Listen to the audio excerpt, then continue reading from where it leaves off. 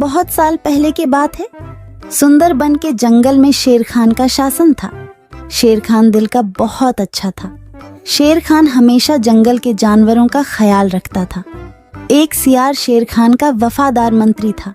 वह जंगल में घूमता और सारे समाचार लाकर शेर खान को देता रहता था।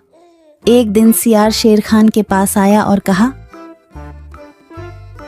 महाराज, जंगल के सभी जानवर कह रहे हैं आपके बाद इस सिंहासन पर कौन बैठेगा। इसीलिए ये सब कह रहे हैं कि आपकी शादी हो जानी चाहिए, क्योंकि आपका संतान ही आगे चलकर इस जंगल का राजा बनेगा।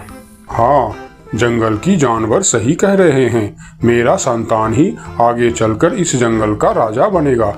इसीलिए मैं अवश्य शादी करूंगा। तुम शादी की तैयारियां करो।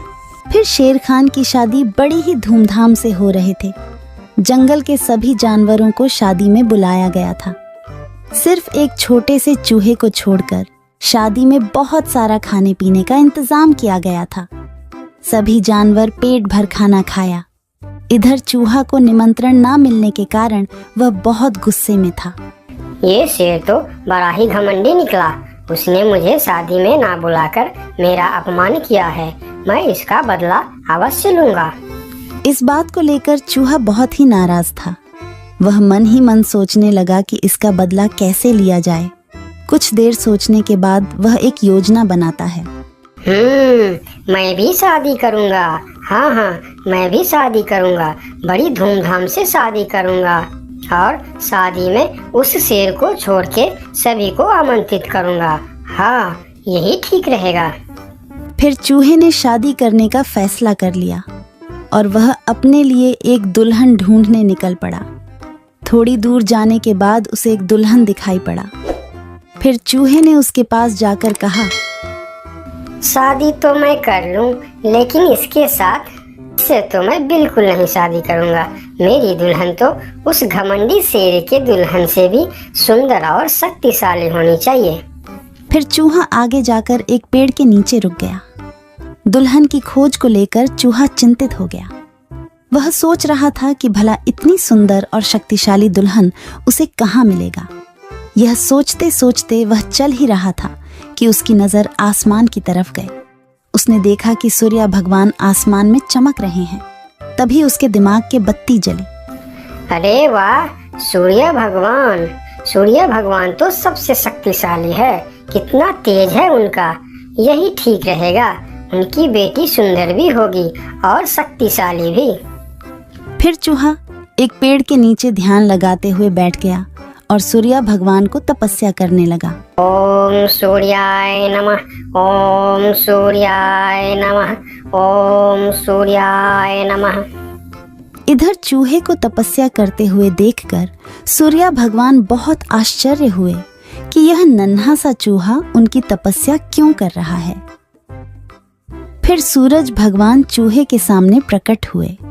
बोलो नन्हे से चूहे, तुम मेरे तपस्या क्यों कर रहे हो? क्या चाहिए तुमको? तुम जो मांगोगे मैं तुम्हें वह सब दूंगा। हे भगवान, आप आगे। मुझे तो अपनी आंखों पर यकीन नहीं हो रहा है कि एक नन्हा सा चूहे की बात सुनकर आप मेरे पास आ गए। हाँ, मैं सचमुच तुम्हारे पास आया हूँ। बोलो तुम्हें क्या चाहिए? भगवान, मैं शादी करना चाहता हूँ। अरे वाह, यह तो बहुत ही अच्छी बात है। इसमें मैं तुम्हारा क्या मदद कर सकता हूँ? मैंने यह प्रण किया है भगवान कि जो दुनिया में सबसे ज्यादा शक्तिशाली होगा मैं उसके बेटी से ही शादी करूँगा और आप इस दुनिया में सबसे शक्तिशाली हो। इसीलिए मैं आपकी बेटी से शादी करना चाहता हूँ। चूहे की बात सुनकर सूर्य भगवान सोच में पड़ जाते हैं कि मैं इस छोटी सी चूहे के साथ अपनी बेटी का शादी कैसे कर सकता हूँ। और फिर उन्होंने मन ही मन सोचने लगे, यह चूहा तो बिल्कुल पागल लग रहा है। इससे भला मैं अपनी बेटी की शादी कैसे करवा सकता हूँ? कुछ भी करके मुझे इससे छुटकारा पाना ही होगा, मगर कैसे? मुझे जल्दी कुछ करना पड़ेगा। तभी उनके मन में एक ख्याल आया और उन्होंने चूहे से कहा, अरे यह तो बहुत ही अच्छी बात है कि तुम मेरी बेटी से शादी करना चाहते हो।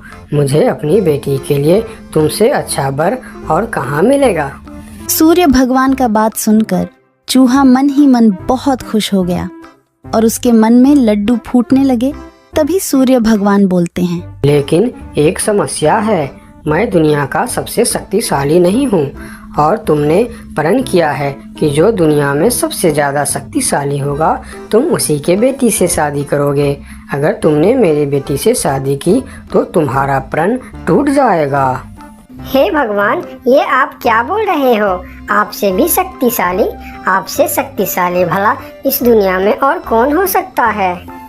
मुझसे शक्तिशाली तो वह बादल है जो अपने परछाई से मुझे भी ढक देता है। यह सुनकर चूहा आसमान की तरफ बादल को देखने लगा और बोला, अगर बादल आपसे भी ज्यादा शक्तिशाली है तो मैं फिर उसकी बेटी से ही शादी करूंगी। आप उसे नीचे बुलाइए। फिर सूर्य भगवान ने बादल को नीचे बुलाया और बादल उनकी बात मानकर धीरे धीरे नीचे आया। बादल जी, मैं आपकी बेटी से शादी करना चाहता हूँ क्योंकि आप दुनिया के सबसे शक्तिशाली हो। मैं अपने आप को बहुत बड़ा भाग्यमानी समझूंगा अगर आपकी विवाह मेरी बेटी से हुई, लेकिन मैं दुनिया का सबसे शक्तिशाली नहीं हूँ। मुझसे शक्तिशाली तो हवा है जो हमें भी उड़ाकर दूर चला जाता है। अच्छा, तो यह बात है। ठीक है, फिर मैं हवा की बेटी से ही शादी करना चाहता हूँ। आप हवा को बुलाइए। फिर बादल ने हवा को बुलाया और हवा धीरे धीरे करके नीचे आया। फिर चूहा ने अपनी विवाह का प्रस्ताव हवा को बताया। फिर हवा मुस्कुराते हुए बोली, मुझे बहुत अच्छा लगेगा अगर मेरी बेटी की विवाह आपके साथ होता है, लेकिन मैं दुनिया का सबसे शक्तिशाली नहीं हूँ। मुझसे शक्तिशाली तो पर्वत है जो हमारे हवा के झोंकों को भी रोक देता है। आप उनकी बेटी से ही शादी कीजिए। फिर पर्वत को भी बुलाया जाता है और चूहे ने पर्वत के सामने भी अपना प्रस्ताव रखता है। पर्वत जी, आप दुनिया का सबसे शक्तिशाली है और मैं आपकी बेटी से शादी करना चाहता हूँ। क्या आपको कोई ऐतराज है? मुझे भला क्या ऐतराज हो सकता है? आप मेरी बेटी से विवाह करना चाहते हैं, यह बहुत ही अच्छी बात है, लेकिन मैं भी दुनिया का सबसे शक्तिशाली नहीं हूँ। ये आप क्या कह रहे हैं? मैं यकीन नहीं कर सकता कि आपसे शक्तिशाली भी दुनिया में और कोई होगा। हाँ है, मेरे शिखर पर एक मोटा सा चूहा रहता है। वह मुझे रोज कुतर कुतर के वहाँ एक बड़ा सा सुरंग बना लिया है और उसमें अपने बच्चों और परिवार के साथ रहता है। वह मुझसे भी शक्तिशाली है। आप उसी के बेटी से क्यों नहीं शादी कर लेते? अगर ऐसी बात है तो फिर आप मुझे ले चलो उसके पास। मैं उसके बेटी से ही शादी करना चाहता हूँ। फिर सब मिलकर उस मोटे चूहे के पास जाता है और उसके पास उस नन्हा सा चूहा का शादी का प्रस्ताव रखता है। फिर जब नन्हा चूहा उस मोटे चूहा की बेटी को देखते हैं तो वह उसे बहुत पसंद आता है और फिर उन दोनों का शादी बहुत ही धूमधाम से होता है।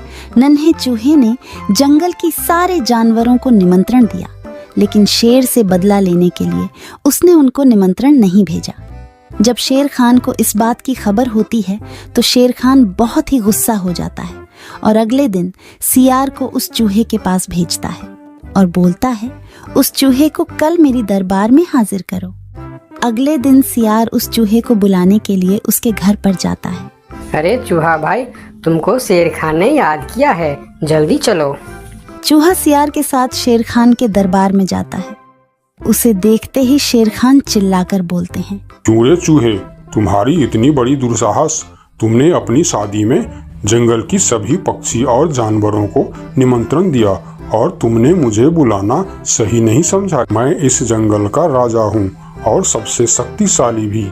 अगर मैं चाहूँ तो तुमको एक झटके में खत्म कर सकता हूँ। मुझे माफ कर दीजिए महाराज, जब आपने अपनी शादी में पूरे जंगल को निमंत्रण दी और मुझे नहीं दी तब मुझे भी ऐसे ही दुख हुआ था। यही एहसास दिलाने के लिए मैंने आपको निमंत्रण नहीं दिया। मुझे माफ कर दीजिए। क्यों रे सियार, तूने ऐसा क्यों किया? मैंने तो तुमको बोल दिया था कि जंगल के कोई भी पशु पक्षी छूटनी नहीं चाहिए। फिर तुमने इस चूहे को निमंत्रण क्यों नहीं दिया? मुझे माफ कर दीजिए महाराज, गलती हो गई। मैंने सोचा यह छोटा सा जीव, इसको क्या निमंत्रण देने का, इसलिए मैंने इसे छोड़ दिया था। मुझे आप माफ कर दीजिए। ठीक है, अगले बार से ध्यान रखना। मेरे लिए जंगल का हर जीव एक जैसा है।